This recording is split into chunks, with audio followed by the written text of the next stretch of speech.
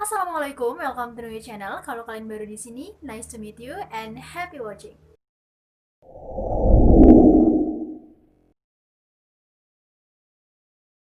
Ngomongin tentang beasiswa, siapa sih yang gak pengen dapet beasiswa?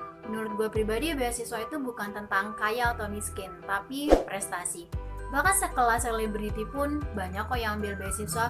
Ada Gita Gutawa, Tasya Kamila, Maudy Ayunda, Belka Devara, pendiri Ruang Guru, dan lain-lain. Mereka semua ambil beasiswa, padahal secara finansial mereka lebih dari cukup untuk bayar kuliah sendiri. Nah, kalau mereka bisa, kenapa kita enggak? Jadi hari ini gue akan sharing beasiswa dalam negeri untuk S1, beberapa juga bisa untuk D3 dan D4. Gue akan bahas 10 beasiswa yang menurut gue rutin dibuka setiap tahun. Nah, kira-kira beasiswa mana yang cocok sama kalian? Keep on watching! Beasiswa yang pertama itu beasiswa Bank Indonesia. Of course, ini dari Bank Indonesia atau Bank Sentral. Nominalnya sendiri menurut gue lumayan besar, kita dapat 1 juta per bulan. Nah, persyaratannya sendiri kita minimal harus duduk di semester 4 dan sudah menyelesaikan 40 SKS. Jadi kalau kalian masih mahasiswa baru ataupun masih duduk di semester 2, kalian belum bisa daftar beasiswa ini. Nah, ada persyaratan tambahan. Jadi untuk daftar beasiswa Bank Indonesia ditekankan bahwa kita itu sudah melakukan proyek sosial atau kegiatan sosial sekecil apapun itu. Misalnya kayak kita melakukan penggalangan dana atau misalnya kita ngajar anak jalanan dan lain-lain. Intinya semakin besar kontribusi kita terhadap masyarakat, itu semakin besar juga peluang kita untuk dapetin beasiswa Bank Indonesia ini. Tapi nggak menutup kemungkinan juga ketika kalian nggak punya project sosial terus kalian nggak lolos. Menurut gue sih yang terpenting kalian coba dulu, jadi kalian punya pengalaman untuk dapetin beasiswa Bank Indonesia itu sendiri. Nah, untuk beasiswa Bank Indonesia itu biasanya dibuka dari bulan Februari sampai Maret. Terus kalau seandainya nanti kalian jadi awardee atau penerima dari beasiswa Bank Indonesia, kalian akan masuk komunitas namanya komunitas Genbi atau Generasi Bank Indonesia. Jadi di sana nanti kalian bisa mengembangkan soft skill dan hard skill kalian. Yang paling penting juga kalian pasti bisa nambah jaringan. Kalau kalian masih penasaran lebih lanjut tentang beasiswa Bank Indonesia ini, kalian bisa follow akun Instagram masing-masing Genbi di setiap provinsi karena hampir setiap provinsi itu punya Genbi masing-masing. Misalnya Genbi Lampung, terus Genbi Yogyakarta, Genbi Bandung, dan lain-lain. Jadi kalian tinggal follow aja untuk ikutin informasi setiap waktunya. Beasiswa yang kedua itu Jarum Beasiswa Plus. Ini dari Jarum Foundation. Nominalnya sama dengan beasiswa Bank Indonesia, yaitu 1 juta per bulan. Nah, persyaratannya pun sama, minimal harus duduk di semester 4. Bedanya di IPK-nya. Di IPK untuk Jarum Beasiswa Plus itu nggak boleh kurang dari 3,20. Terus perbedaannya, kalau di beasiswa Bank Indonesia tadi kan ditekankan kepada pengalaman kegiatan sosial. Kalau di Jarum Beasiswa Plus ini ditekankan kepada keaktifan organisasi. Jadi nanti salah satu berkas yang diminta itu adalah surat keterangan aktif organisasi. Nah, untuk Jarum Beasiswa Plus itu dibukanya dari bulan Maret sampai dengan bulan Mei biasanya. Tapi tentatif juga bergantung dengan kebijakan dari Jarum Foundation-nya sendiri. Beasiswa yang ketiga itu YBM BRI Smart. Ini adalah beasiswa dari Lembaga Amil Zakat Nasional. Menurut gue pribadi, beasiswa ini belum terlalu familiar di kalangan mahasiswa. Nah, untuk nominalnya sendiri, dia memang lebih kecil dibanding Jarum dan juga Bank Indonesia. Jadi kita bakalan dapat 500.000 per bulan. Tapi menguntungkannya, syaratnya itu minimal duduk di semester 2. Jadi ini cocok banget buat kalian yang mahasiswa baru dan lagi cari beasiswa. Dan IPK-nya juga minimal 3. Jadi bisa dibilang masih cukup rendah lah untuk syarat IPK-nya. Dan untuk pembukaannya sendiri biasanya YBM BRI Smart itu dibuka di bulan April. Beasiswa yang keempat yaitu beasiswa Karya Salemba 4. Jadi kalau kalian berhasil jadi awardee beasiswa KSE, kalian bakalan dapat uang saku 750.000 per bulan. Untuk periode pendaftarannya sendiri itu biasanya dibuka di bulan April. Dan syaratnya pun lumayan untuk mahasiswa baru karena itu minimal duduk di semester 2. Kalau kalian masih membutuhkan more information, kalian bisa hubungin paguyuban KSE di masing-masing universitas. By the way juga nggak semua universitas itu menjadi mitra dari KSE sendiri. Jadi kalau bukan mitranya KSE, kalian nggak bisa daftar beasiswa KSE. Jadi kalian cek dulu apakah universitas kalian itu menjadi mitra dari KSE. Yang kelima itu beasiswa unggulan. Ini adalah beasiswa dari Kementerian Pendidikan dan Kebudayaan. Jadi beasiswa ini sebenarnya ditujukan untuk S1, S2, dan juga S3. Untuk S1 sendiri nanti ada 2 tipe yang bisa daftar beasiswa unggulan. Jadi yang pertama adalah mahasiswa baru atau kalian yang maksimal duduk di semester 2. Beasiswa unggulan sendiri itu mirip-mirip dengan bidik misi atau sekarang kita kenal dengan KIP kuliah.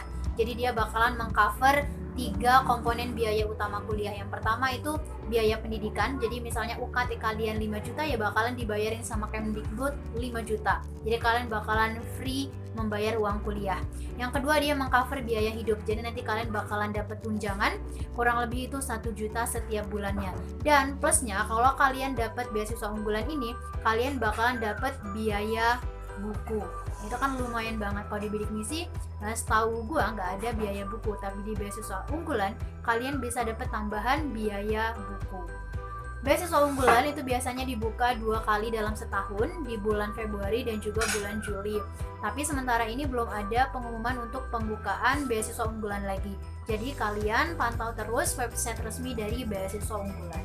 Beasiswa yang keenam itu beasiswa PPA dan BPP PPA. Biasanya keduanya itu diumumkan secara bersamaan di bawah naungan Kemenristekdikti atau Kementerian Riset Teknologi dan Pendidikan Tinggi. Bedanya apa? Kalau PPA itu ditujukan kepada anak-anak yang memiliki prestasi baik. Itu dilihat dari nilai IPK-nya. Tapi kalau yang BPP PPA itu untuk anak-anak yang memiliki ekonomi ke bawah. Biasanya untuk beasiswa ini itu dibuka di bulan Februari dan kalian bisa daftar beasiswa ini dimulai dari kalian semester 3 karena maksimal itu semester 2 dengan IPK kurang lebih 2,75. Ini setiap universitas, setiap fakultas itu punya persyaratan IPK yang berbeda-beda. Nah, biasanya untuk beasiswa PPA dan BPP PPA itu diumumkan langsung oleh fakultas masing-masing. Jadi kalian rajin-rajinlah cek website dari fakultas karena biasanya semua beasiswa itu diumumkan di website. Jadi jangan sampai kalian telat cek pengumuman dari fakultas masing-masing. Beasiswa yang ketujuh itu beasiswa bidik misi atau kita kenal sekarang dengan KIP kuliah. Nah, ini beasiswa dari Menristekdikti juga. Jadi ini mengcover seluruh biaya perkuliahan dan juga menunjang biaya hidup kita ketika kuliah nanti. Jadi kita bakalan free dari uang kuliah dan kita akan dapat tunjangan kurang lebih 700.000 setiap bulannya. Kita bisa mendaftar KIP kuliah itu ketika lulus dari SMA. Nah, kalau kalian sekarang masih duduk di SMA dan kira-kira terkendala dengan biaya untuk bisa melanjutkan pendidikan ke perguruan tinggi, kalian bisa cari tahu dari sekarang gimana proses dari pendaftaran KIP kuliah sehingga kalian bisa tetap melanjutkan belajar ke perguruan tinggi. Syarat untuk daftar beasiswa KIP kuliah sendiri itu adalah yang pertama, kalian berasal dari keluarga yang kurang mampu. Jadi kalau kalian merasa orang tua kalian itu sebenarnya mampu menyekolahkan kalian, janganlah mengambil hak orang lain. Karena pengalaman gue pribadi, ada beberapa teman yang menurut gue mampu secara finansial, tapi mereka mengambil beasiswa ini, ya gue nggak tahu apa motifnya, atau mungkin gue yang memang kurang tahu tentang keluarganya. Tapi menurut gue, jangan sampai kita mengambil hak orang lain. Sekalipun nanti kita dapat beasiswa KIP kuliah ini, padahal kita mampu, gue yakin akan ada kenikmatan-kenikmatan yang hilang di masa yang akan datang. Entah itu nanti laptopnya hilang, atau nanti kita dipersulit ketika buat tugas akhir di skripsi, atau mungkin juga nanti kita susah cari kerja. Karena apa? Karena kita mungkin mengambil hak orang lain yang harusnya kita tuh sebenarnya bisa bayar sendiri, tapi kita malah mengambil hak orang lain.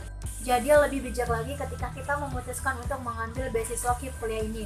Apakah kita tuh benar-benar layak menerima beasiswa ini? Untuk 3 beasiswa selanjutnya, ini nggak ada hubungannya dengan semester ataupun IPK. Jadi kalian bisa daftar ketika kalian di semester berapapun dan IPK berapapun. Jadi gue nggak akan menjelaskan terlalu banyak dan hanya akan mention nama-namanya aja.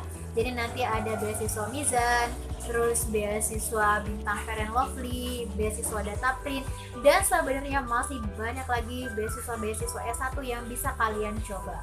Kalau boleh jujur, sebenarnya nggak ada alasan lagi kalian itu nggak bisa kuliah, karena ada banyak banget beasiswa yang sudah memfasilitasi kalian, bukan cuma sekedar bayar kuliah, tapi juga benar-benar menunjang hidup kalian.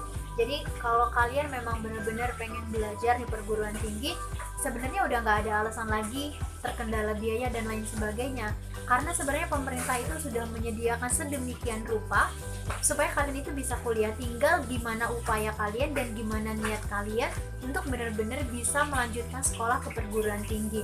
Jadi kalau kalian memang butuh konsultasi atau apapun, jangan sungkan untuk sharing ke gue. Kalau memang gue bisa bantu, pasti gue akan sharing juga ke kalian. Segitu dulu sharing kali ini. Kalau kalian punya pertanyaan atau mau komen apapun, jangan sungkan untuk komen di bawah, atau juga bisa DM gue secara langsung di @nurhoiriahnwi atau email gue di nurhoiriah15@gmail.com. Happy watching, bye bye.